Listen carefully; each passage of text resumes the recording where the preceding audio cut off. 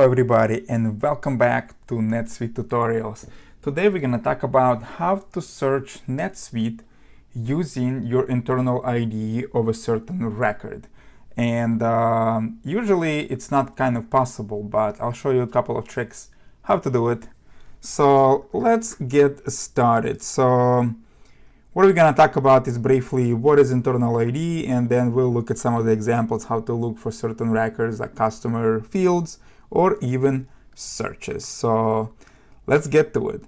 So inside of NetSuite, if you know your internal IDs and if you know the difference between regular IDs and internal IDs, then you're in the right spot. If you have a couple questions about that and you're not sure, I have a video on specifically for that. I will put the link in my description, so go ahead and watch that first. But if you have internal ID already and you're not sure how to find it, so if you're searching here for, let's say, a customer, and you're looking for John, right?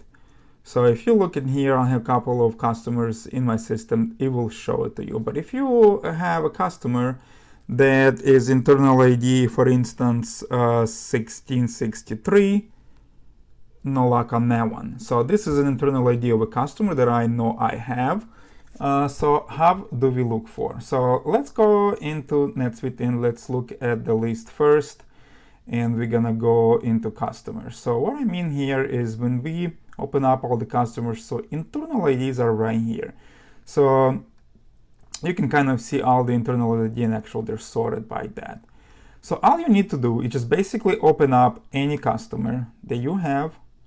And then if you know your internal IDs, you can come here on top into your URL, and that's how NetSuite knows and links to everything is by internal ID. Internal IDs are not on a record here, and that's why you cannot search using the regular search bar, because they're not on an actual record. They are linked to them. And over here you can see the internal ID for this record is 22. So once you're in a customer record and we said that instead of 22, you can put 1663 and hit enter, and boom, there's that John Smith that I was talking about. I knew it was John, but I wasn't sure who it was.